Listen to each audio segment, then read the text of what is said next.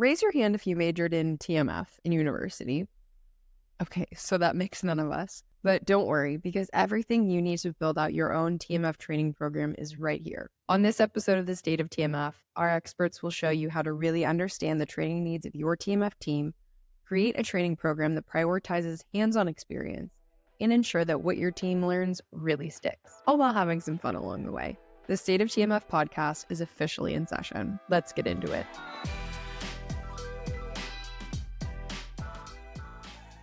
Happy New Year to all of you that are joining us. If this is your first State of TMF, welcome. I see a lot of familiar faces and familiar names here, so welcome back. This is the first State of TMF episode of the new year of 2024. We're super excited to kick the series back off again. Today we'll be focusing on putting the fun in TMF fundamentals, building an internal TMF training program. So I think super timely, right, guys? Like, beginning of the year, we're all thinking about how we want to improve as individuals, but, you know, us as leaders of teams, we're thinking about how we can improve our team's knowledge and skill set. So I think this is quite timely. Fantastic. Should we get started, Christina, Donatella? Let's get into it.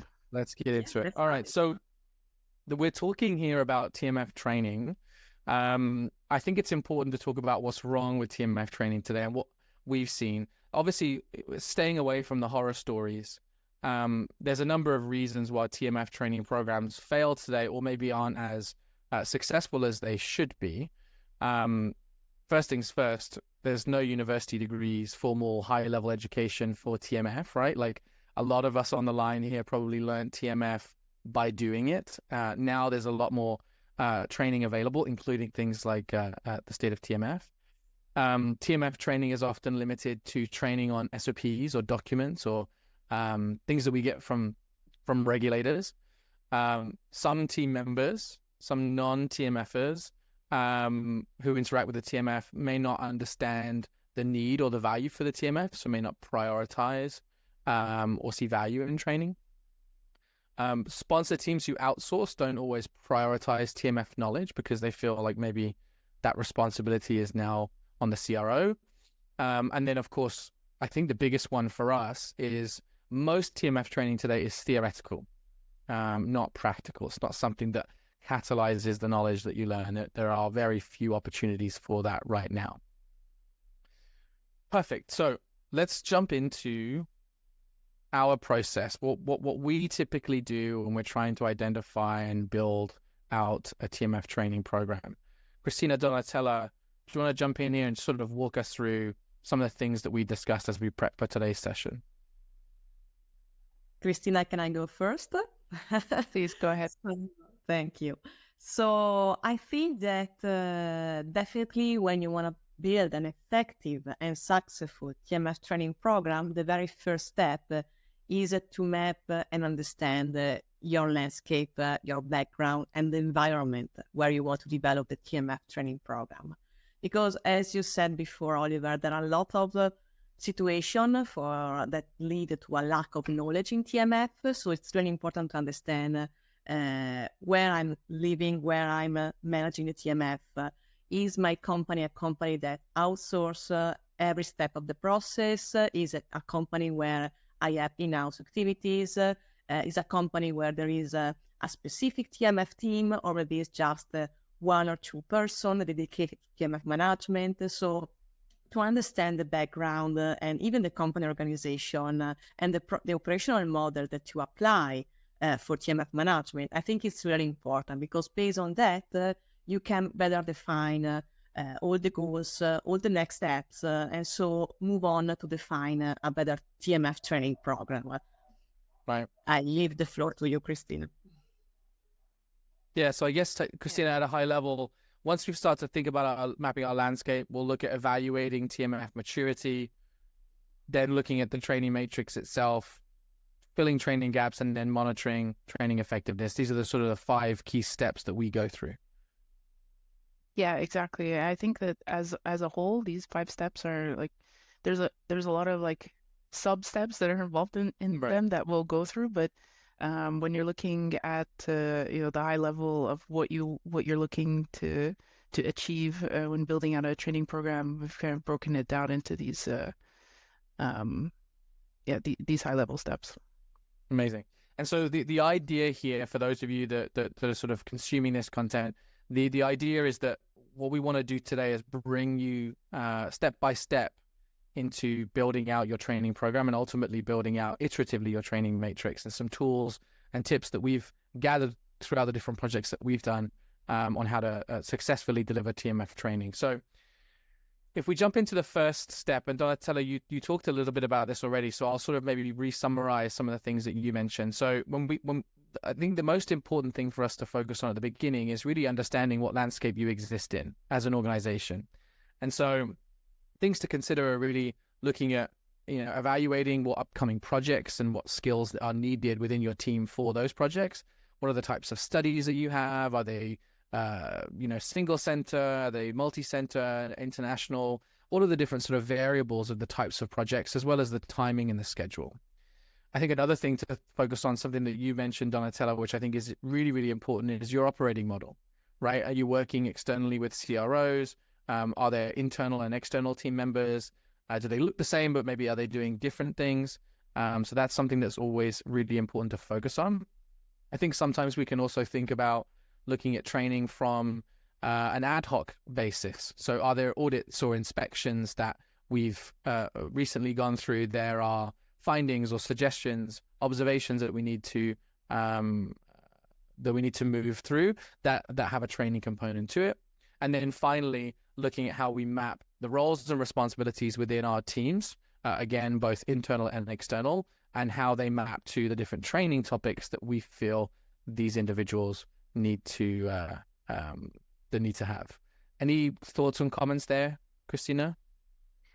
Yeah, for me, I think, all of these points are really important, but the one about the operating model is kind of, your key to understanding what are you doing as potentially a sponsor, what are you doing as a CRO? If you are using an outsourcing model, you could be a sponsor using an outsourcing model. You could be a CRO who is outsourcing parts of some of the clinical trials. So, I think it's something that's really important to understand the roles and responsibilities across the multiple players in the team. So, if you do have an outsourcing model, what does it look like? Who's responsible for the TMF oversight at the sponsor, and what does that look like, right? We know that we talk a lot about what oversight is, and it's a bit, it's still a bit up in the air and what the definition of that truly looks like. So all of those things should be, defined. And then on the other hand, if your activities are in-house, and what's the responsibility of the clinical operations team versus some of the supporting functions, right? Like, what are they accountable for, and what are their responsibilities when it comes to the TMF? Yeah, I totally agree with you, Christina. I think that you mentioned a very interesting point about oversight. As Oliver said before, sometimes, because you just outsource everything, you think that you don't need the training on TMF because you're not going to do the QC, you're not going to do uploading, collection, documentation. So you just think, okay, everything will be done by someone else. The point is that by regulation, the sponsor will be the ultimate responsible one for the clinical trial quality and effectiveness. So at the end, person that are even outsourcing this activity must ensure oversight, as you said. And to ensure oversight, I think that you need to know your topic. You can't oversight something that you really don't know. So even with different level of knowledge and training, but you need to know what is a QC, what is a core principle, what TMF metric means, because otherwise, how can you ensure the proper and effective oversight if you don't know what you are looking for, if you don't know what to check? So I think that let's say just because you outsource is not the right answer to say, okay, I'm not going to do the training on TMF or having specific training. Oliver, you agree? Yeah, no, absolutely. I think that's part of the struggle that we have, right? When we're outsourcing, is sort of defining roles and responsibilities between the teams, and that can, understandably, that can make things difficult to identifying what training your internal team members need to take. certainly, as Christina mentioned, I think oversight is important. And so maybe an individual that's performing oversight doesn't need to have the detailed training on how to complete the task, but needs to understand how the task is completed, right? If that makes sense. And so, to be able to perform that oversight and verify that the individuals that are performing that task are doing it, in accordance to what's been defined. So absolutely. So what I want to do now is maybe move the discussion forward onto, how do you start mapping roles and responsibilities in the team? And maybe you guys can talk a little bit to how we might handle some of those situations where we have internal versus external. For those that are sort of watching live, you'll see a table that sort of is the beginnings of the training matrix that you might start to build. Christina, from your perspective, why would we lay things out in this way? Why is it important to start sort of mapping these things at this point in the process? I think at a very basic level, you need to understand what are the roles in your organization and what are their responsibilities, right? And these roles are all examples here, and you might call them something differently. And so it's really important to map that out and to understand, what are the things based on their responsibilities that they should be trained on. It seems like a very simple concept but when you write it out like this, but when you start to think about the nuances between the roles and the type of training topics and that's out there, it's really a tool that helps to align, what the roles will be doing in the study practically, and what type of training they require. Yeah, exactly. I think, Donatella, the other thing that's really interesting here is that it's important for everyone to realize that the training topics that we've listed here aren't the exact training topics that everybody with this job role should do within your organization. It's really specific to, again, the conversation that we just had before about mapping your landscape and understanding, how your team is working, right? Those things are really customized based on what you've learned at that step in the process. Yes, exactly.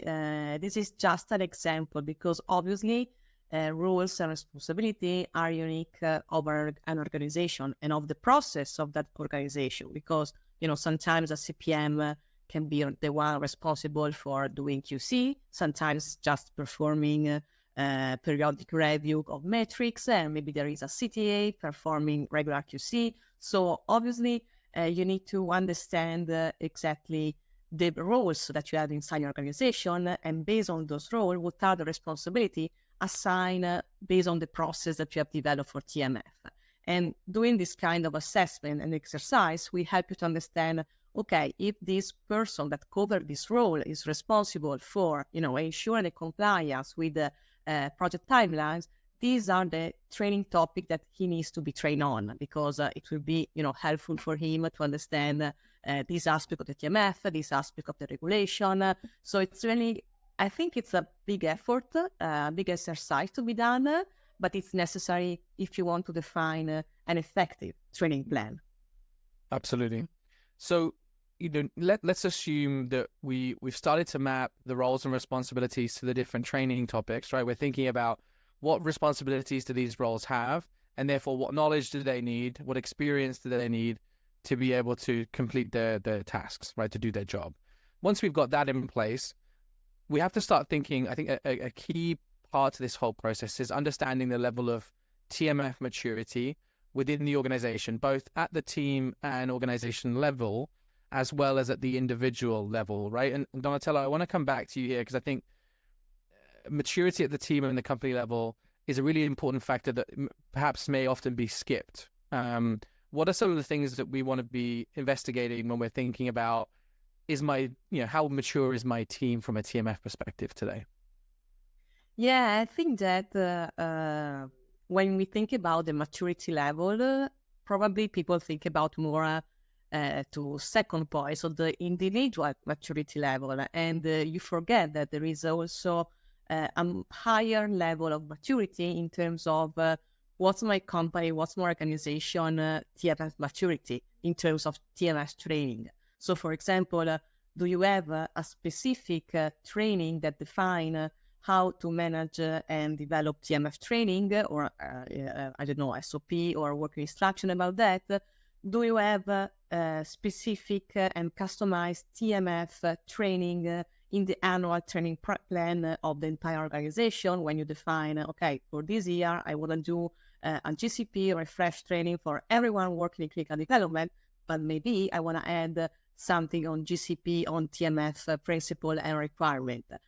Do you have maybe available e-learning module inside your organization that are helpful when there is a new employee and you can't organize, an online session just for one person and you want to do maybe a quick onboarding on TMF and you've got some very understandable e-learning for this person. So it's really a lot of, let's say, questions that you should understand within your company to understand if you are robust, let's say, from a company perspective in terms of TMF training, or maybe TMF was not considered so important in the entire complex of training plan of your company or of your organization. And so probably you need something more specific for TMF.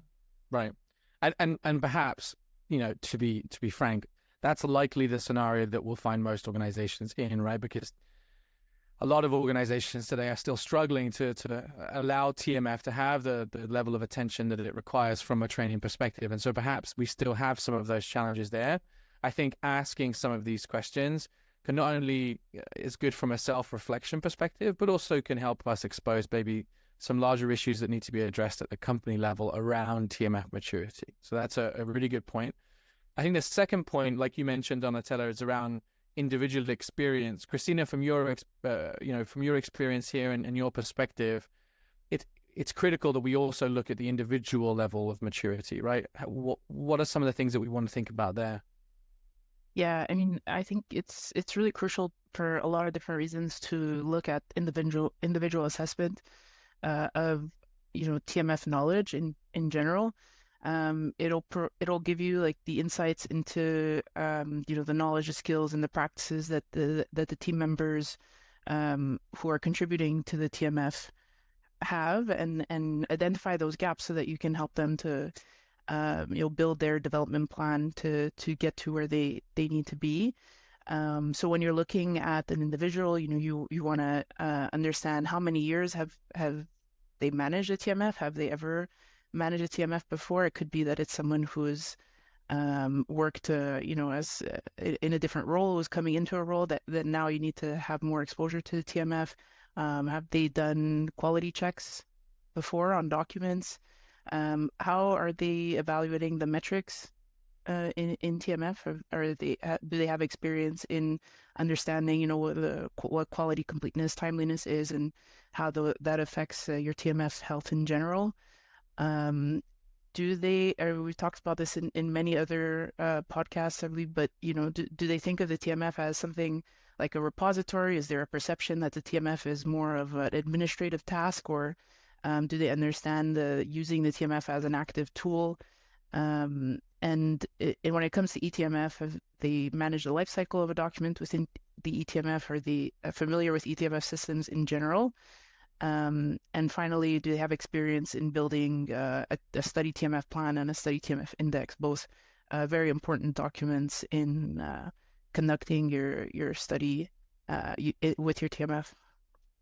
And obviously there are, there's a number of questions that you may want to ask yourself that you didn't kind of outline there, right? But those are some of the things that I think are important to think about. And then I guess the direction that we go from here is to sort of start mapping this out, right? Is to start thinking about, well, once I've got the answers to these questions, how do I capture that for each of the different employees? And one of the things that we typically are recommending there is some sort of skill mapping or competency mapping. Christina, kind of walk us through, why is this important, and how does it sort of fit into the grand scheme of us building this training program? Yeah, this is something that's important. It's kind of an add-on to your training matrix that we started building in the first step, and that we'll continue finalizing in a bit. But it's an add-on that is used to basically document the assessment of the individual in TMF related roles. So what happens when you've done this through potentially surveys or some of the questions that we went through, or other types of assessments. Once the results are in, you've basically built this inventory of skills or competencies that you can then compare against what the expectation is for that role. It's not, again, shouldn't be taken in a negative, any kind of negative connotation. It's more just to show where an individual might have some gaps that they can then you can then supply them with the tools to basically fill those gaps with additional training or other development plans. So we'll get into finalizing the training matrix in a little bit, and that's going to be a useful tool to understand, the training gaps based on the role. However, with this type of competency map, what you can also do is work on a personalized development plan, right, based on the gaps that you see. And these plans can include other training programs, workshops, mentorships, on the job, shadowing, a more senior resource to enhance the skills and the knowledge, and then to provide those individuals with not only the skills, but the confidence, right, to perform their TMF responsibilities. Because we've got to move beyond sort of just like looking at training as something we have to do because we need to document it to show to an auditor and inspector. It needs to be 100%. How do we make sure that people are actually skilled and appropriately tooled, like you said, to be able to do their job, right? I think that's super important. No, I think you'd add. No, I mean, totally agree, Oliver and Christina, and I think that we can link this slide to the very first thing that you said at the beginning, Oliver, that at present there is no degree or formal education in TMF, so it's really something that you learn by experience, by working in clinical trial. Even I remember the very first time that someone asked me to do a TMF QC, and I was like, okay. I don't know what TMF is. I don't know what a QC is. So let's try to do that. Because honestly, my degree was very far away from that part. And I would have appreciated, some more, let's say, training workshop on how to perform a QC, what good documentation practice are, how to ensure then your clinical trial. So all these aspects that when you end the university, you don't have this knowledge, this experience. So I think that Christina says something very important. It's not just a matter of defining the topic, but also the level of competence and skill that you have. Because obviously, if you have working 10 years, 20 years in clinical trial and clinical trial management, probably you know something about TMF. But if it is a junior resource, entry-level resource, probably you need more advanced and more detailed training for that particular role and the activity that you will carry on. Right, exactly. And I guess, Christina, you could, if you wanted to, like maybe let's say there are topics that are more important because they are tied maybe to a higher risk impact on your team, on your study. In that case, you might want to look at actually doing some competency testing to sort of understand people's knowledge and experience. Obviously, you can't do that for everything, but could that be something that we look at to sort of evaluate competency?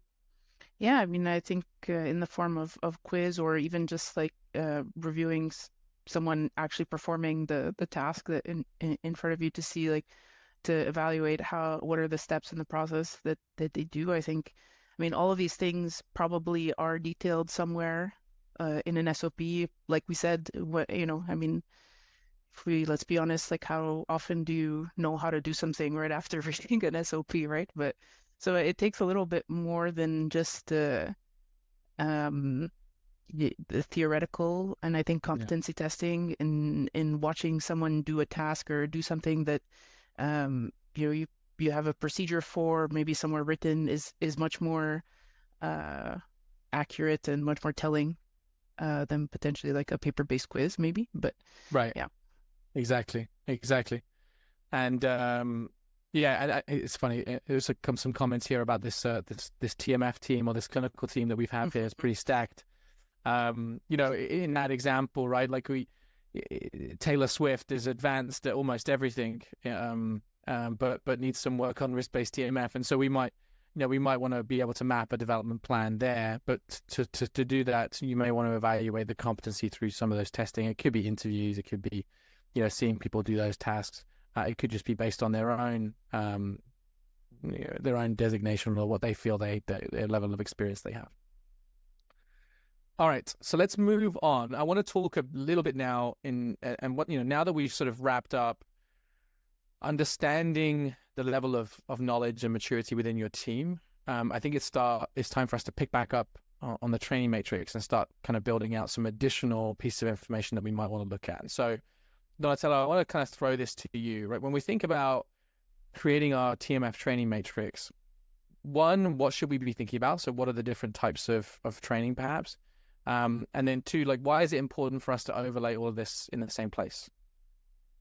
Yeah, I think that TMF training matrix is really a tool that can help you to define better your TMF training strategy. So I think we have already discussed about role and responsibility. It's part of the very first step. So to map your landscape, to map the environment and the organization where you are. So to understand who is doing what, basically, what are the responsibility and the roles inside the clinical trial management. Definitely, we know that we have to do some SOP training, because there will be very probably 1, 2, 3, 4 or 5 SOP or working instruction related to TMF management, for high-level management, maybe for the audit trial review, maybe on how to perform the QC. So there will be some SOP training to be done. And obviously, I think that it's really important to understand, based on my role, based on my responsibility, do I have to be trained on all of these SOP, or maybe just 1 and 2, and just be informed about the existence of an SOP, but because I'm not involved, I can skip the training. And then there is the more, let's say, technological aspect. If you are managing an eTMF, obviously you can't access an eTMF without a proper training. There is the system training that is really crucial, I would say. And it's important even to customize this training based on your responsibility. Because, it doesn't make sense to me to know exactly the 100 feature and functionality of my eTMF if for my role, I will just go inside and search some document, maybe sometimes, not even every day. So I don't care about how to do a QC. I don't care about how to upload a document, because my role, my responsibility is limited. Same if you are someone that outsources, but probably needs to ensure oversight on your TMF, and so needs to be able to understand how to run a report, how to check the metrics. So I think it's really important to understand at this step of the process that system training, SOP training are really specific to the role and responsibility. And those role and responsibility are based on your organizational model and on your process, on the process that you define for managing the TMF. And last but not least, there are the training on TMF topics. As Christina said at the beginning, it's not sufficient to read an SOP on how to manage the TMF to understand really what TMF is if you have never managed a TMF in a clinical trial. So it's important that if a person, for example, is at the very first time, probably it's necessary to make them understand the relevance, the GCP requirements, the regulatory expectation around TMF. If you are a data manager, probably you are interested in how to ensure the data integrity within the TMF. So there are lots of, let's say, TMF topic that we can organize training. And I think that for each situation, for each scenario that you are living, you can choose the best topic for your situation. Okay, I have a question here that came in from Jess while you were walking us through that, Donatella, and this maybe goes to both of you. I'd love your opinion here. What do you think about including training content within the work instruction or the SOP itself? Thoughts there, Christina?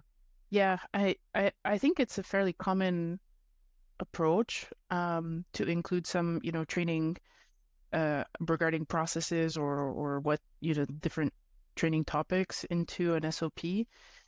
Like we said, it has its advantages and disadvantages. Definitely, it's good to have as that theory-based training where you can have your the relevant roles read that SOP and confirm that they've read it and understood it. But when it comes to that more practical side of doing your tasks and actually understanding, what it looks like to do, like Donatella said, a TMF QC, what is, as someone who has read that SOP, ever even seen, like a document that needs to be QC'd in a TMF and all that? So I think it's more of a complementary document, in my opinion, a complementary training than it doesn't something replace that's the actual training itself. Yeah, I totally agree with you, Christina. Yeah, even because again, it's so complex, the topic, that I think it's really need to be a dedicated document to explain something like that. Yeah, absolutely. In sort of other discussions in the past, we've talked about things like quick reference. We've seen quick reference cards, and we've seen other documentation that's adjacent to the SOPs that can help add color to the subject matter. But I think, especially for us, what we've seen here as we train customers is what really makes the difference is the sort of the practical one-on-one or one-to-many kind of live workshop or kind of classroom-based training or over-the-shoulder based training, where there's a little bit more back and forth, right? Because rarely do we get things the first time. Some people do, but certainly not me. And so you need to sometimes repeat those things or maybe ask questions. And I think it's difficult to do that within a document, right? So I think it's certainly helpful to have some of those additional details within the SOPs. We've all read SOPs that are very much do this, then do that. But a little bit more color is always beneficial. But I don't think it ever replaces the actual need for sort of practical skill building, which often is done, in the real world. Got another question here. How is typically training rolled out to the different roles supporting the TMF? In other words, what are the various ways that people are trained and onboarded to ensure competency?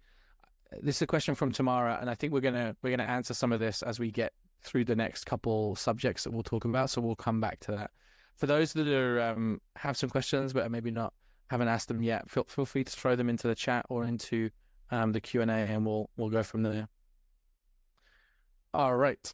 So I think the other thing that's really interesting, and this was, something that we come across quite a lot when we speak to customers, we help them start building out their training matrix. And then very quickly you realized, well, these are all really great topics that we need our team to be trained on. We just don't have the material, or there isn't really an SOP that covers this in detail yet. Or it's a new process, right? So there's all of these sort of different things that tend to happen that perhaps present gaps in our training materials that we have. Christina, why is it important? And I guess not just why it's important, but from here to be able to map the training materials that already exist, and then perhaps the action items for those that maybe perhaps don't exist today, to be able to make sure that we can actually fully deliver the training program. Yeah. So all of the steps that we've done leading up to this should have given the team an idea of the gaps when it comes to training material. And so I think the maturity assessment, the mapping the landscape, all of that will come to, okay, I need to train my team on this, and this, right? And there's some things that might be easy to develop internally if you have a resource or someone who has that experience. But a lot of the times you'll also likely need to leverage some other resource or potentially a vendor to train the team on that topic. And so I think when it comes to building a sort of training materials inventory or log, it's important to point out the ones that you can develop internally, the ones you need to go procure elsewhere. And that'll give you an idea of what's missing, what you need to go out and get in order to ultimately complete your training matrix. And Donatella, a question for you here, to a sort of a follow-up is, if we do see that there are gaps perhaps that need updating, is it something that we should be reviewing training material on a periodic basis, but perhaps some topics become out of date faster than others? How do you deal with that kind of situation? Yeah, that is quite challenging, Oliver, I would say, because I think that what Christina was saying is something very important. So define, okay, what's in-house, what is not in-house, how can I manage this training if I need some outsource support. The problem is that if you want to manage this internally, you have to keep in mind that anything that you will develop needs to be updated because, as you know, regulatory changes happen, maybe not every day, but they happen. There are different scenarios, different situations, different guidance from competent authority that come out. So it's very important to have this material very complete and update. And the other aspect is that probably sometimes I think that if you ask the support of someone else, you can have also some very helpful insight, tips, and experience that you can't have if you just manage everything internally. So I think that it's really important to understand if the material that you provide during the training has this very complete and large experience inside of it, or maybe you just consider your scenario, your clinical trial design, and so probably it's more limited. So I think that there are a lot of things to be considered, but definitely a log, tracker, call as you want, must be maintained. So also the resources and the time to keep it updated must be defined and identified. Right. And of course, at this point, we're talking a lot about logs and trackers and things like that. But of course, there are lots of systems available for us to be able to manage this information, including things like the training matrix. Christina, I know that it's hard to get away from spreadsheets here, and I know that this is something that's near and dear to your heart. But it is still possible for us to be able to manage these things with these types of tools. Mm-hmm. Yeah, all right. I mean, one thing I wanted to add on the point of internal developing things internally is that you might have someone in your team who has come, joined your team with a ton of experience, right, and who can help build some of that material. But one of the things personally that I've experienced is to really have a plan for that redundancy, right? Because what happens along those same lines of Donatella's good point about maintaining that training is what happens if that person leaves, right? We have a lot of staff turnover in the industry, and so if that person leaves, then you can no longer maintain your training. You can no longer give training. I think one of the important points is if you're doing that internally, to take that into account and make sure that you have that redundancy, so you can really harness and maintain that sort of institutional knowledge that person has brought. Yeah, absolutely. I think that's super important. We do have a lot of turnover in this space. We have individuals seeking and changing adventures, right? And so sometimes that knowledge does get lost. I think other sort of conversely as well, to something to think about is we may have people that come into our organization with vast amounts of TMF experience, but it's important to consider where that TMF experience is gained, especially if that individual is involved in crafting training material. If we have individuals, let's say, that are coming from big organizations that are then moving to small organizations, the way that we handle TMF and can handle TMF as a small organization will be different.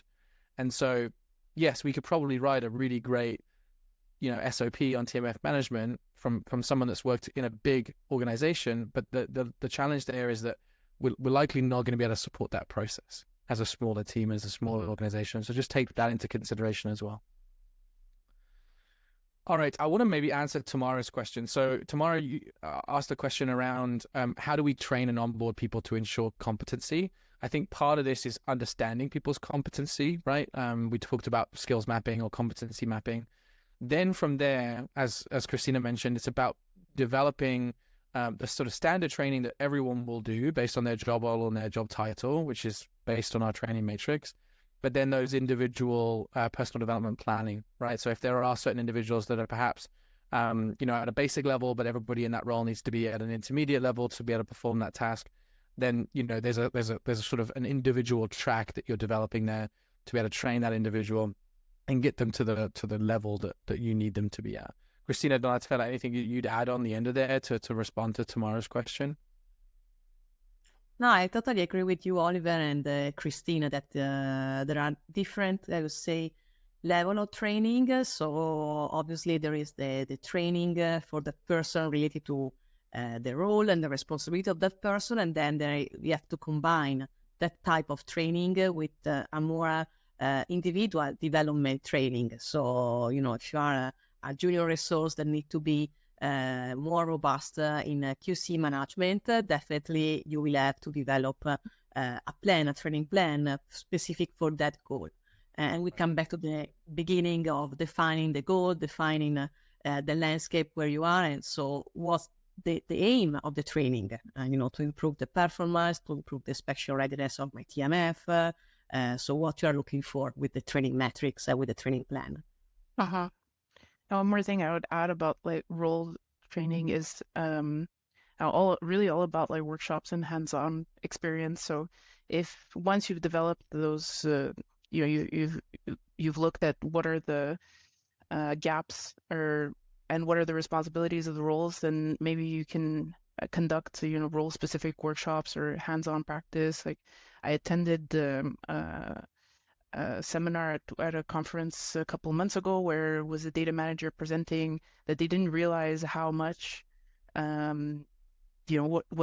much content they could potentially contribute to the TMF that even went beyond process zone 10 for data management. And so it's really all about understanding what your function is, and then how your function supports the TMF, and seeing that in practice. So I think having that hands-on and role-specific type of exercises would be really helpful in that sense. Absolutely. All right, so let's continue that, because I think that's a really good thought. So step 4 in our process, once we've defined our training matrix, now it's time to get training, right? That's time to get people trained. Now, naturally, what we're going to do here is start to look at, what are the courses, what are the gaps that we have in training? Are there personal development plans like we mentioned? All of those things are going to start to form and come together.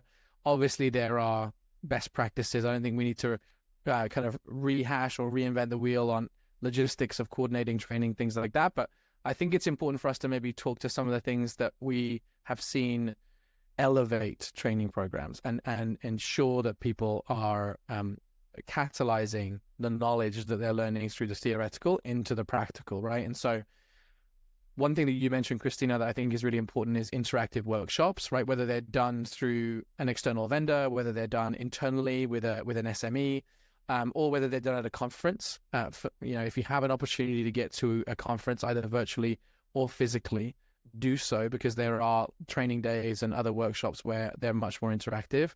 This is really where a lot of people build skills, right? Active learning. I think that's really, really important. Not for everyone, but certainly something that helps.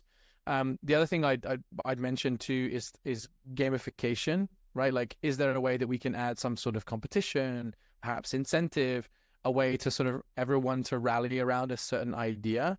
Is there some fun that you can have in some of these workshops where there's perhaps post-it notes where you can gather those types of different things?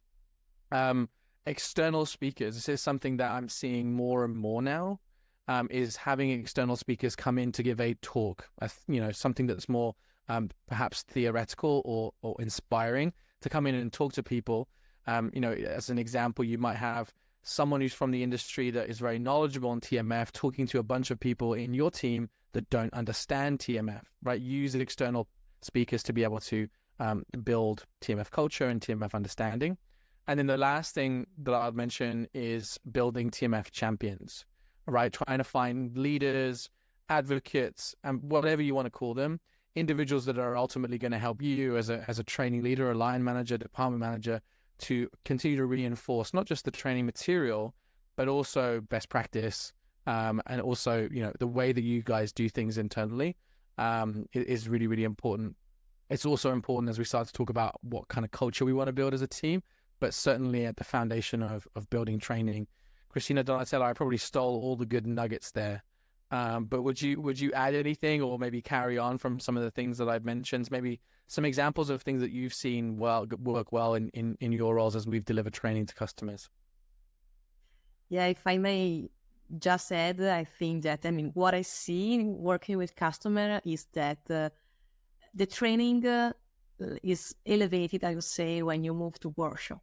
So usually what we do is to perform a training session, a very theoretical one, or a topic, because obviously you need to understand theoretically a topic, but then majority of our training is combined with a practical workshop. And it's there that I see lots of interaction, lots of question. People are more engaged and they feel that they are really understanding the topic, even if the training was clear. But, it's like the brain start to connect the dots and say, okay, this is what I have to do on a daily basis. This is what I have to do tomorrow for that step. So I think it's something that is really helping the learning aspect of the person to be more practical rather than theoretical. Christina, anything you like from here?